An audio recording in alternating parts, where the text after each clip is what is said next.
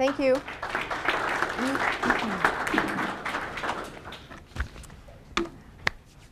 All right, can everybody hear me just fine? Good. As you said, my name is Jill Gibson Blyth. I am the owner of Softech Solutions. We've been in fruition, I guess live for the last 9 years, but I have been in database and design and analysis, and I'll stop at 25 years. I started when I was 5. So, thank you. I like him. My company now, we are headquartered in Apple Valley, Minnesota, but I do have offices around the US, and my staff now is up to 7 consultants, and I just brought on a full-time project manager. So there is definitely a need for people to have help with how they track their data and what they're going to do with it. The main areas that Softech Solutions focuses on are business process engineering. We like to help you understand how you do business. Because if you don't understand how you do business, how can you apply applications to track or help you do anything if you don't have a solid foundation on your company behaviors? Once we understand how you do business, we then look at your applications that you can integrate so they have a nice process flow of data so that you're not moving and jumping between applications and potentially dropping or erroring information when you're going in between them.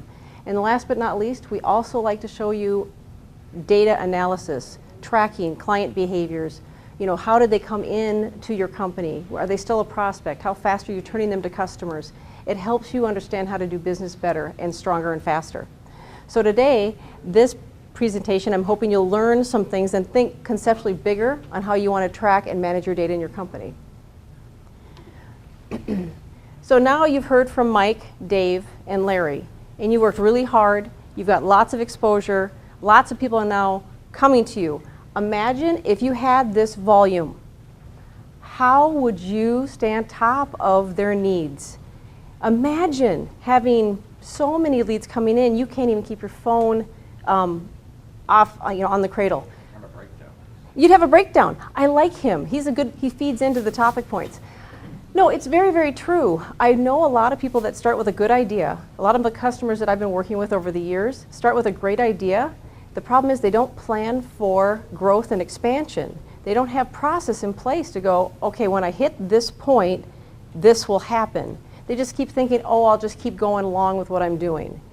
I usually get that call when there's that really major pain point and truly leads are rolling out the door. That's hard to deal with because you've worked so hard to get where you're at, and now you're actually losing business because you don't have the structure or process in place to follow up properly. Do you all, show of hands, how many of you have sat down and wrote out the process for following up with a prospect that you've met at an event? I see about 6 hands. Good. You know, believe it or not, that sounds like a silly exercise, but I really would ask you to start thinking about how do you want to do business? How do you consistently follow up with somebody? How do you turn that prospect to a customer? What is your process? How many touch points do you have? Is it direct marketing? Is it newspaper? Is it web? I mean, again, you have to think about how many times do you want to reach out and touch that prospect to turn them into a customer? Are you being effective? Again, you have to know how many times you're doing this and how you're doing it. Just like I'm saying, where did it come from? Did it come from direct marketing? Did it come from newspaper ads? Did it come from your web? One thing that I find really interesting, and we'll go into a little bit deeper, is people don't usually put a lot of stock into events, your meeting, networking. Also, existing customers referring you, the referral rate. We'll talk about that. I love this. I like this graphic because I actually created it. So I was bored one day and decided I wanted to have a good image representation of how does this feel. You're literally having leads falling from the sky because you've done so much work to put yourself out there, to be community branding, to be available so that now people know that Softech Solutions is on the map. You literally now have leads coming and raining down on you. Can you qualify them? Do you know, are they hot? Are they lukewarm? How big are they? What's the time sensitivity of it? Are you now understanding that information? You've got them all coming in, but how are you tracking it? Also, are they starting to evaporate or fade away because you're not getting to them fast enough? That's almost the part that makes me cry the most, is when I cannot pick up the phone or get back to that person fast enough to help them with their needs. We've already heard a lot about website, the mobile marketing, newspaper marketing, direct mail. They're all extremely important. To me, none of them are the silver bullet. They all work fantastically together.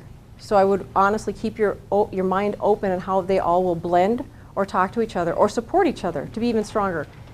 But again, back to what I was saying is networking and existing customers referring you. I like people to keep thinking about that because that's where I like to track my ROI. Because Softech Solutions, believe it or not, I do a lot of public speaking. In fact, well, Pat, I haven't done public speaking probably in the last 2 years because I've become so busy. All of my clients, all of my new business is all referral. Think about that.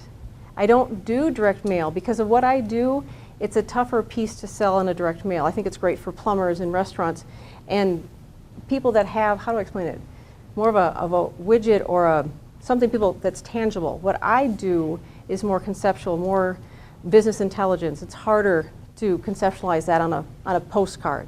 I'm not saying I can't, I just have not had that help or that direction. Networking is huge. We're all sitting here in a room because we're trying to learn. We're wanting to hear from each other to figure out how best can we grow our companies and how can we help each other.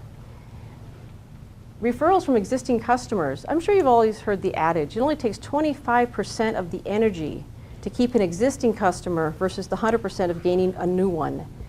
So why do we all run out trying to fill the pipeline with new customers when we have the biggest asset to our company, which is our existing customer base?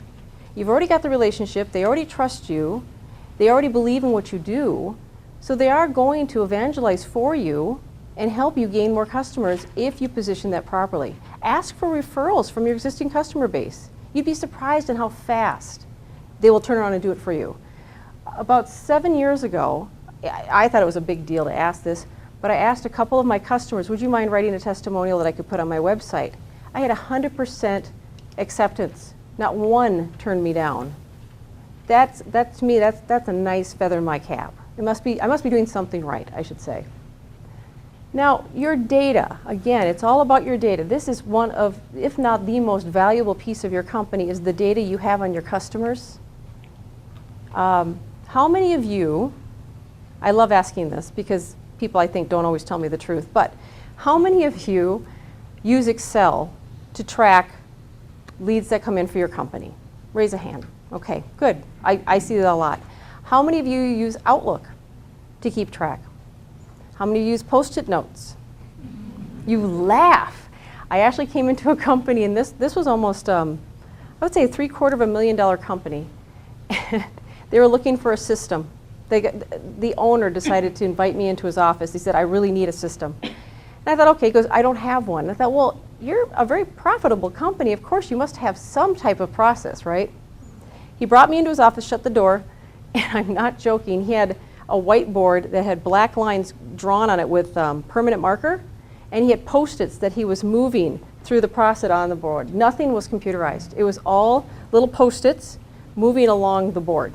And if they wanted to find out where a project was, they had to come into the owner's office to figure out where the project was and at what stage, because they had to find the Post-it. Y'all smiling, this is dead silence. I am not making this up. This was a fantastic experience. We did get him centralized. What he didn't realize is because of the time of people having to jump up from their desk and run into his office to look at this board, calls were being missed. Versus centralizing or having a shared network of a central database that people can just log in and put in their information, have the emails tracked that have gone out to customers. You could just log in and see where the project is or the status of the customer is just by your keyboard. That is extremely efficient and very, very helpful that way. The other thing is, I love the fact we're talking about mobile. Having your data at your fingertips is beyond huge nowadays, especially with texting and other things that we can do. I can't tell you how important it is for me to have my phone automatically update with my consultants when they're talking about projects and I can see their schedules. It actually goes to my phone and it pushes so that my phone is constantly beeping or tweeting as new appointments are landing. And I have them coded. Yes, I'm kind of anal retentive, but What I like about that is I always have a pulse as to what's happening every day with what's going on with my company. That's huge, and I'm not even in the office half the time. The other thing is also when clients call up, I love the caller ID.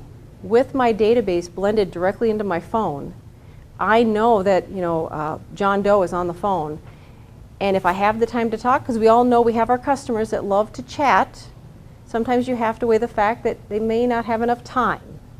I have one client right now, it's a minimum of an hour. If I answer that phone, I'm on the phone for an hour with that person. I smile because they pay their bills, so I'm going to be on that phone for an hour with them. Remote access, that's the other thing, is we're moving so much into the web environment of online access. I travel, and I don't always have internet available. Yes, there's Go Flight and all that business. But what I like is I can be offline with my laptop, make updates onto my client records, send out my emails. They sit on the outbox waiting to find internet connection. But what I love is I'm uninterrupted. I call myself the data princess because I hate not having my data at my fingertips at all times, because this is what I do for a living. And if I feel impeded, I'm crabby. So again, offline access, having your data there so you're not dependent on what's going on as far as the internet connectivity. Remote access so that you can dial in and get to that information immediately so that you have the client's file at your fingertips, so you don't have to wait to go back to the office. Like for instance, this is a good example, a case study. Let's say a client calls in from an ad, there's a call to action, and they talk to you. Let's call him Joe Customer. Joe Customer calls in. Now you talk to him about the call to action, the promotion or whatever it was that he's responded to from the various points that are coming in. You find out that this could be a really big deal, a good project for you. So you decide that instead of just the promotional rate, you're going to add something special or extra. Now, that's great. Joe Customer's excited. He wants to come in, sign a contract, but today was not a good day. You realize that he's going to be in 2 days, and so you're like, fine, we're good to go. You enter all the information into the system. The problem is, you're out the next day. He calls in and says, oh, I really need to go over the offer that I responded to yesterday. The problem is two things could be happening. One, if you don't have a centralized system, how would your staff know you talked to him? So now your customer service pretty much tanks because now he becomes devalued. We don't know who he is. Or two, they offer the standard pricing for the promotion and you don't get the special offer. Both ways you don't look very good in your new customer's eyes. You don't look professional and seamless. So like I said, here's Joe Customer. Love Joe Customer. Again, with that scenario, think about that. How can you offer best customer service if you don't have your data up to date, always available, with your staff tied in, etc., so that you can offer that higher level of customer service to keep your existing customers and also answer questions consistently with your prospects that are calling in. So again, categorizing them into groups. We've been talking about the relationship, whether they're a prospect, a new client, recurring client, that's great. What about what type of client are they? Are they in the automotive industry? Are they in entertainment? Wouldn't it help that if you start doing your marketing, just like Larry was saying, your existing database is very important. Why not start mining it and starting to find common factors among your clients and prospects and do target marketing by email, direct mail pieces, etc. You're going to get a higher response rate and you're not going to spend as much money. Because again, this is already people that are working with you and you're upselling, you're talking to them about other services your company offers. So the question I have to the group here is, if we're talking about behavior, can all of you, I'll tell you a cute story, but first of all, can all of you in your system pull up all of your prospects within 3 seconds? I saw a couple faces here. Oh, I saw a hand go up. Good, good. I'm glad to see that. The reason I'm asking is, what about the last time you contacted or touched that customer? Can you tell me when? Can you tell me, I love this woman in the back, she's nodding. I'm like, I gotta know what she's using because this is good. Can you tell them how you contacted them? Was it email, was it phone, was it at a networking event? Are you knowing how you reached out to them? Can you also tell me what was said or the transaction that occurred at that last meeting? She's making me smile. I'm going to talk to her later. I'm trying to give you some things to think about. This is the story. This happened about 3 years ago, and this is the one I just love. A very high profile business in the area, very big company, told me that he didn't need a contact management system. He uses Outlook. I'm like, fine. I'm cool with that. I get it. At the time, after I did the analysis, I wanted to position a software called ACT, A-C-T, because it's very customizable, very flexible, handles lots of data, and it's got a great price point, entry point to use the software. So anyways, I'm talking to this CEO, and he goes, no, Outlook's fine. It's good enough. And so I started testing him like this. I said, show me all your prospects. And he looked at me funny. He said, well, just pull them up in Outlook. Go ahead, pull up your prospects. And he goes, well, I need to go through that. Just let me know. Give me a few minutes. And I said, all right, how long do you think you'll need? He goes, maybe 10 or 15. I said, you really need to be able to pull that up within a minute for this to work. And he goes, all right. So he worked really hard, and he did it in about 5 or 6 minutes. I said, all right, now you've got your prospects. I said, so when was the last time you talked to them? And he goes, well, I can tell you when I sent emails. I said, no, when did you talk to them last? When did you leave a message? And he says, well, I need to look at my notes. And I said, all right, how are you going to do that? And he says, well, I'll run a report. And I said, how long will it take you to do that? And he goes, maybe another 5 or 10 minutes. And I said, all right, go ahead and print the report. And he ran this out of Outlook. And I said, can you also tell me then what was said on the phone? He finally went like this, and he hung his head, and he went, uncle, and he gave up.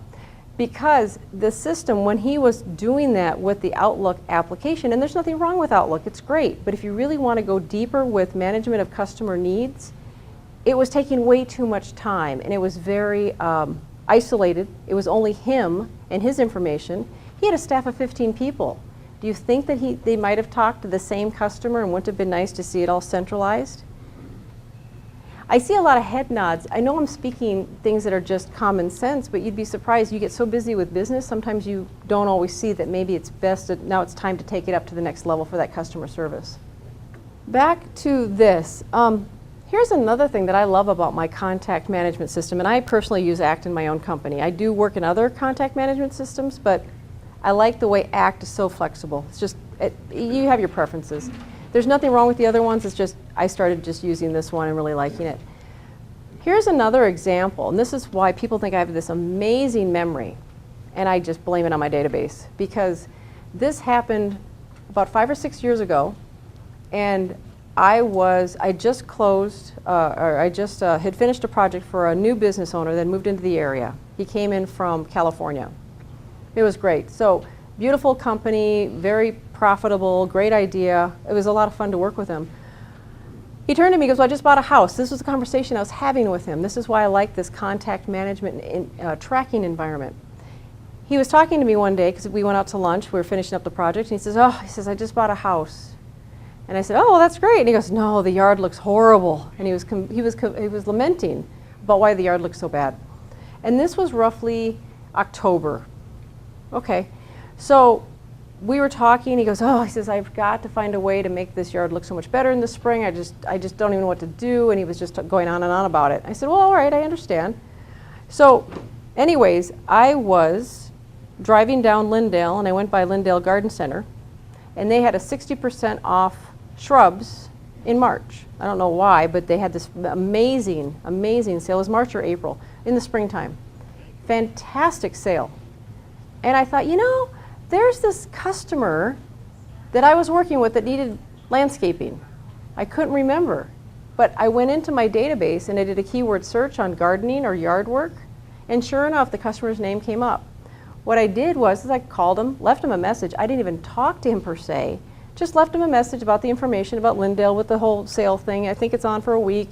Just thought about you and just wanted to make sure you knew this. He immediately called me up the next day because he was out. He thanked me profusely. He was blown away that I remembered. I didn't really remember. My database did. And he then referred me to 4 more businesses because he was so impressed on my follow-up and my tracking environment. That's what your systems can do for you. And that's how, I'm not saying it's all about the Benjamin or making that dollar, but in the same sense, you're offering value and you're making your clients feel valued, that they matter to you. And they will be loyal to you forever if they feel they're made of value. What I appreciate about this slide, and this one impressed me, and this was about 2 years ago. I actually got an email from PetSmart, and I have my little Tetra fish in my fish tank in my office. I needed to go buy another fish because one passed away, obviously. So I went in, and they said, well, do you want to be part of our, would you like to add your name to an email list? I'm like, sure, whatever. So I did. This came out the next day, and now this is just a piece of the email. But not only did they send me an update about general tips about a fish, but they sent me specific tips about tetras. That blew my mind. And then I ended up getting a thank you note from the store thanking me for my purchase 2 days later. That was PetSmart. I was pretty impressed with that. Again, I now shop there all the time for my fish supplies. I'm not going to go anywhere else. I was so excited about the whole thing. It's all about how you want to reach and make your clients feel of value. It really is just such a big deal on that front. And I know I keep driving the same topic home, but it really is common sense, but it really will lift you and make you more than your competitor because you're the one that makes the person feel of value. What I'd like you to do is in the bag that I was greeting everybody that came in, and there is a 45-day automatic drip campaign. Now, this is just an example, but I've had people over the years, I keep handing this out at different events that I speak at, and they say, this really works. Well, yeah, that's why I put it in the bag. Because when you're working with a contact management system or a system that can be integrated, you want your online e-marketing to be also automated. You want to do more with less, right? You don't want to sit and send that email out, handwrite it, and keep worrying about when it's going to be launched or pushed out to your client base. What's a drip campaign? A drip campaign. Thank you for asking. Again, I'm so used to terms. Drip campaign is basically you are consistently sending out messaging on a scheduled time approach. So like for instance, this drip campaign is a 10-step piece, and I literally lay out your touch points saying your first invitation email would go out 40 to 5 days before the event. Your second invite, obviously omitting the people that have registered. You don't want to send out the invite again to that person. So then 30 days later, to the people that have yet to register. Then I put in a direct mail piece because, again, mixing up forms of how you reach your customers, that's 25 days. Then a call list to the unregistered so that you can generate an actual list of people that have not responded to the the direct mail or the 2 emails prior. They might not be getting your information for some reason. That's why I generate a call list to look up the people that have had no response to you, and you get on the phone. And you call to say, are you aware of the event that's coming up? We really would love it if you could attend. As you can see, you're not really spending that much time, and actually the 1 and 2 are already automated, so you already wrote them up and they're already launched. You don't have to think about it. The direct mail piece, you just have to upload your list and get it to your printer. The call list, you can easily just run and take a look at what's going on in your system and generate this list to make your calls. Now your step 5 is your 3rd invitation email, again automated. 4th and 5th are both automated. Now you're generating a call list to say, okay, now I want to call the registered people 2 days before to make sure they're aware of the event. So, because you want high attendance. You don't want people to forget about you. Then you end up having a post-show or post-event survey because you want the feedback immediately after they've attended your event because you want to know how are you going to make this better. You also, it's a great touch point or a point for them to give any information back to you about something that might have happened at the event or questions they might have about your services, etc. It's a nice touch point. And then also, you send out an email, automated, sorry, we missed you, to the people that didn't show up, that might have registered, or the people that didn't register that they want to come back for the next one. Do you see how you're constantly reaching back out and making sure people are aware of you? And this is all coming out of your database, working with your online marketing. So, like I said, here's your ACT software, contact management, as your center point. Think of a hub-spoke environment. Things start feeding off. Like Outlook, for instance, integrates with ACT. So when you send an email out, it automatically writes to the history tab of that contact record. So you can actually see the relationship of all the emails. So you don't have all those folders in your Outlook anymore. It just writes into the database. Accounting. This integrates directly with QuickBooks. So you can actually have a running total on who owes what money. This is extremely valuable, especially when you've got salespeople making deals with existing customers. If they owe you money, do they really qualify for getting this special discount rate on that next promotion? Your inventory, this also can integrate with inventory so that you know what's actually available, your widgets that you're selling, so that you don't run out or you're not over-promising and under-delivering. Project management, if you're more of a service industry, this can actually help you define and stay on task for deadlines that are going on with your customers' projects. Direct mail, again, those call to actions. I really recommend that when you do get a phone call, how many of you ask, how did you hear of me when you get a phone call on the phone? And then what do you do with that information? Are you tracking the ROI? Are you realizing how much money you're earning from your external sources of advertising? Are any of you tracking ROI on existing customer referrals and who your top 10 customers are that refer you to everybody? Are you treating them really well? Mobile marketing, same thing. If there's call to actions or things that they can do, this information can feed into your contact system. And again, we've already talked about the website quite a bit. A lot of information. We can actually have survey form data that if someone says, I want information from you, they can fill out a form like we all do online, but that can actually feed directly into their database. You don't retype it. And actually the system can set up an automatic email response and also can put an alert or your activity on your calendar so that you need to call back in 24 hours. It can remind you to do these things. And then last but not least, obviously the email marketing. We just went over the drip campaign. Now I know this is a lot. This is a lot about the system tracking, and yeah, I'm a bit of a data geek, I know, but this is where companies really, really shine and exceed when they look at their actual data and know what to do with it and know how to make money with it. So I appreciate all this. Thank you very much, everybody. This has been a pleasure.